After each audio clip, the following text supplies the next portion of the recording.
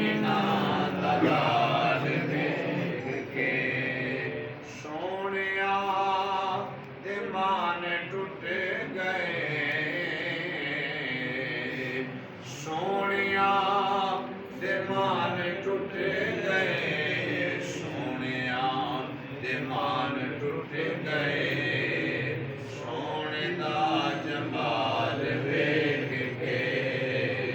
سونے دا جمال ویکھ کے آمینہ دا لال اینو کچھ نہیں ہوتا ہے جنہوں نے ویکھ کے پنجابی دا لفظ ہے آخری فقرہ کم از کم تسی میرے نال مل کے پڑھ لو کیونکہ حضور دی نعت ہے نبی پاک صلی اللہ علیہ وسلم دی ثنا خوانی کرنا یہ بڑی سعادت ہے اور میرے نبی پاک صلی اللہ علیہ وسلم دے صحابہ دی سنت ہے حضرت نابغہ جادی رسول اللہ دے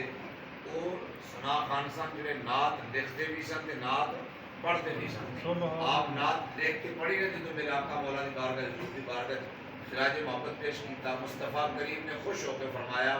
نابغہ جادی اللہ تیرے منہ دی مور نو سلامت رکھے سبحان اللہ نابغہ جادی اللہ تیرے منہ دی مور نو سلامت رکھے حضرت نابغہ جادی رضی اللہ تعالیٰ عنہ کے 100 سال عمر ہوگی آپ نے منہ دے سارے دند سلامت اور چہرے تے ایک بھی سلوٹ نہیں کسی نے پوچھا نابغہ جادی کی کمال ہے فرمایا مصطفیٰ کریم نے دعا دیتی سی نبی دی نعت پڑھی سی یہ ذکر مصطفیٰ دا بھی کمال ہے تے میرے مصطفیٰ جان رحمتی دعا دا بھی کمال ہے لہذا جڑا چاہتا ہے اللہ ساڑھے منہ دی مورا سلامت رکھے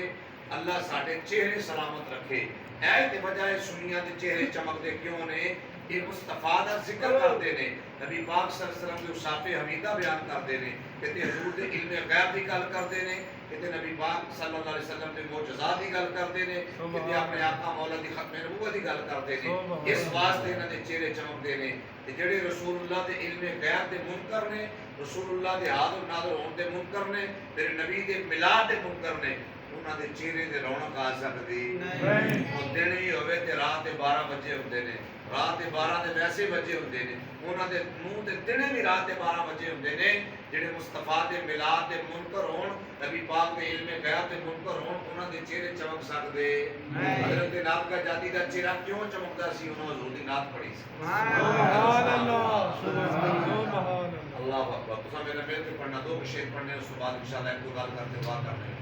حسن بے مثال ویکھ کے